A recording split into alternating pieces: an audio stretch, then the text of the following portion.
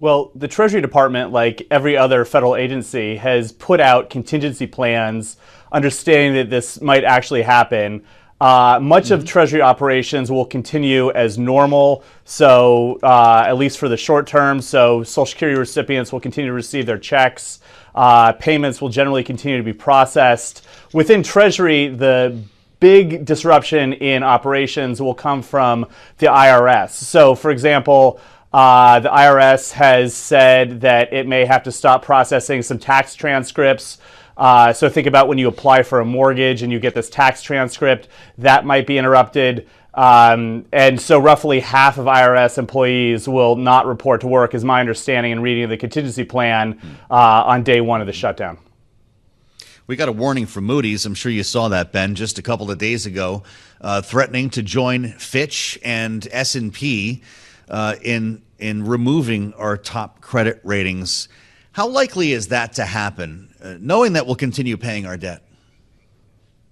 Well, Fitch obviously felt comfortable doing it, and Fitch, if you read the justification for the shutdown, what was featured centrally in that was the inability for the U.S. government to continue doing its job. And so this just feels like this massive unforced error. I mean, we have known about the start of the fiscal year for literally years. We've had a framework for this going back to May when you saw that bipartisan compromise coming out setting discretionary spending levels. So this is not a surprise to appropriators. It's not a surprise to Matt Gaetz. It's not a surprise to the extremists in the House who are trying to blow all of this up.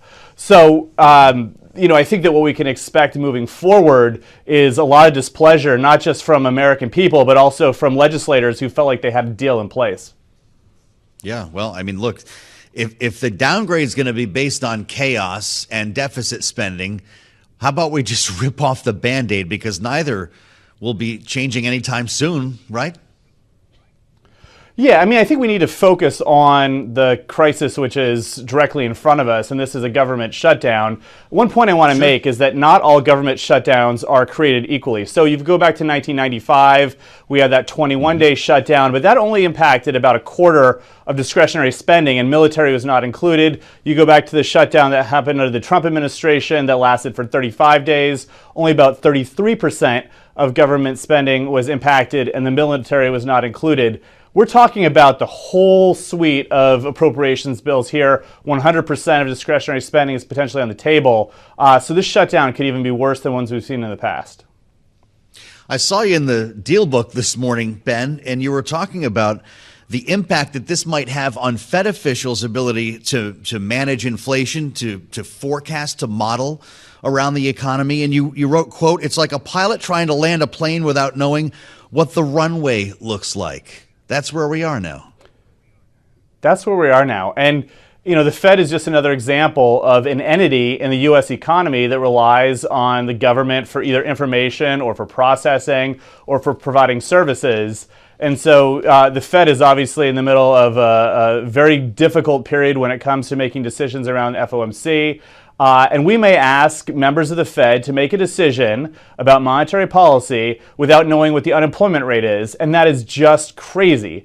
And I'm not sure that these really extremist members of the House are, considering this as part of their calculus when they're pulling all these stunts. Well, I suppose not, but we should remind our viewers and our listeners here, Ben, that we will not get economic data until this is solved. That could be weeks. The impact on the markets alone, being in the dark like that, could be significant.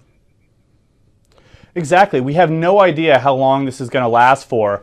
And a lot of the economic disruption intensifies over time. So you've probably heard that TSA screeners, air traffic controllers, will report to work on day one. That's true, but look, these people all have bills to pay, and if they're not being paid, they have to go make the money somewhere else. And so when we've seen in really long government shutdowns in the past is that you start to see these increased rates of these workers calling in sick. Look, our nation's domestic travel system is pretty central to the U.S. economy, and if it means you can't go through security, if it means you can't safely travel on an airplane because an air traffic controller isn't reporting to work, that's a pretty steep economic cost. And I could give you a dozen different examples about how this impacts the U.S. economy. But the point is that the magnitude of the shock, the intensity of the disruption, increases over time. Yeah. Well, isn't that right? Is it possible, maybe you can bring us inside the Treasury Department here for a moment. Will they have their own estimates on economic data? Would Commerce, for instance, have its own? Does the White House have data that just simply won't be released publicly, or those numbers will not be available, period? Those numbers will not be available, period. Now, you've seen some Fed officials say, look, we can turn to other sources of data. They can turn to private sources of data to try to get a sense of what's going on. But if I'm on the FOMC, or if I'm staffing someone on the FOMC, I really want the best data possible so that person can make the best informed decision. There's nothing that substitutes for a federal inflation report. There's nothing that substitutes for the employment report. That's too comprehensive, too well established, and there's really no substitute for those data sources.